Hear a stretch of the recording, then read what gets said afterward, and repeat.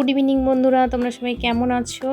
আশা করছি তোমরা সবাই খুবই ভালো আছো, সুস্থ আছো। তো আমরাও ভালো আছি, সুস্থ আছি। তো তোমাদের সবাইকে আমার আবারও একটা নতুন ব্লগে অনেক অনেক স্বাগত আর অনেক অনেক ভালোবাসা জানিয়ে ভিডিওটা শুরু করছি।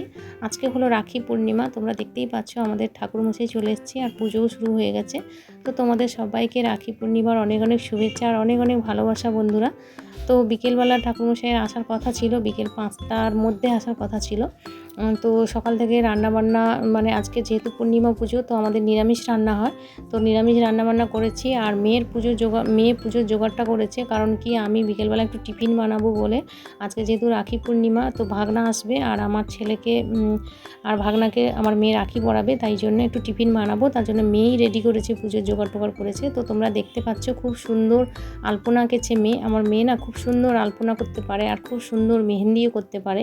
তো তোমরা নিশ্চয়ই আমার ব্লগে দেখে থাকবে অনেক সময়। তো মেয়েই সমস্ত কিছু পুজোর জোগাড় করেছিল আর আমি লুচির জন্য ময়দা মাখিয়েছিলাম আর আলু কেটেছিলাম।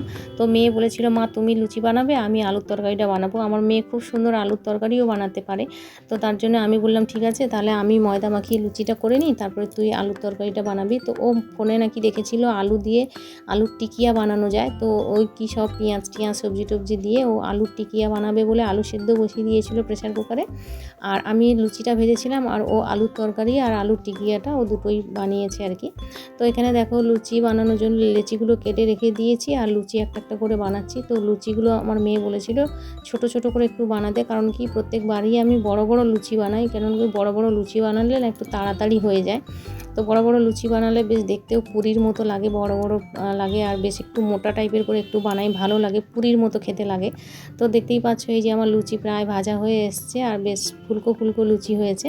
আর আমার মেয়ে ছোট ছোট বানাতে বলেছিল বলে আমি এবারে ছোট ছোটই বানিয়েছিলাম, বেশি বড় বানাইনি, কারণ কি আমি প্রত্যেকবারই বড় বড় লুচি বানাই। তো যাই হোক, তারপরে লুচিগুলো ভেজে নিয়েছি আর এখানে দেখো থালার মধ্যে রেডি করে ফেলেছে আমার মেয়ে। তো দুপুরবেলার দিকে বাজারে গেছিলো, 2 রকমের মিষ্টি নিয়ে এসছে আর ওর পছন্দ মতো ও রাখি নিয়ে এসছে। ছোট ছোট কয়েকটা রাখি নিয়ে এসেছিলো আর এই বড় রাখিগুলো নিয়ে এসেছিলো।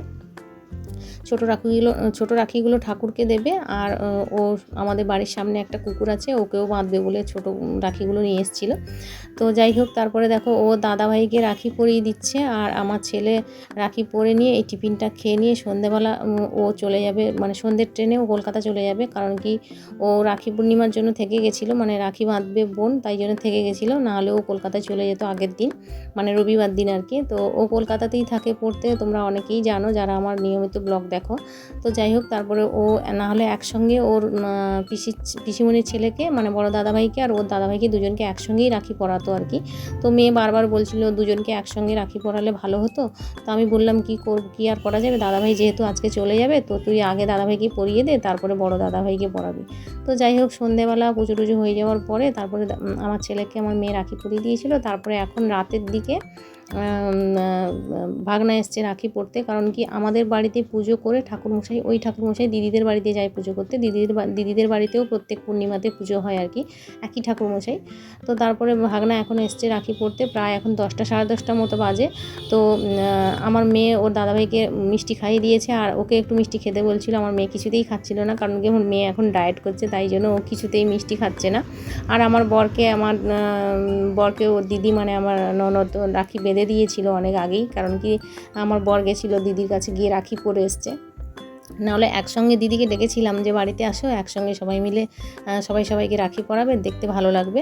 তো যাই হোক বন্ধুরা, তোমরা দেখতে পাচ্ছ আসলে আমার একটু কষ্ট হচ্ছিল ঠিকই, কারণ কি আমি আমার দাদাদেরকে রাখি পরাতে পারলাম না।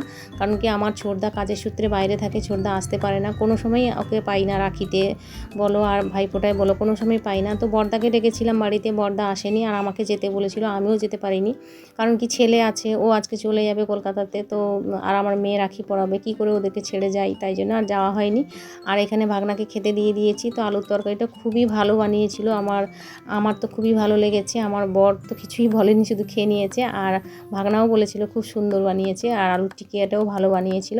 তো তোমরা দেখতেই পাচ্ছ সামান্য একটু আয়োজন করেছিলাম সন্ধেবেলা। তো তারপরে ওই ক্যাডবেরিগুলো আমার মেয়ে খাবে না, বলছে তুমি নিয়ে নাও, ও ডায়েট করছে বলে ও ক্যাডবেরিগুলো খাবে না। তো আমি ক্যাডবেরিগুলো নিয়ে দেখো কত খুশি, আমার খুবই ভালো লাগে ক্যাডবেরি খেতে। আমি 2টো ক্যাডবেরি পেয়ে গেছি আর ও টাকাটা নিয়ে নিয়েছে, 100 টাকা দিয়েছিল ভাগনা। তো যাই হোক, তারপরে ক্যাডবেরি নিয়ে আমি খুবই খুশি হয়ে গেছি। তো তোমাদের পুরো ভিডিওটা কেমন লাগলো অবশ্যই জানিও বন্ধুরা, যদি ভালো লাগে অবশ্যই একটা লাইক করে দিও। টাটা।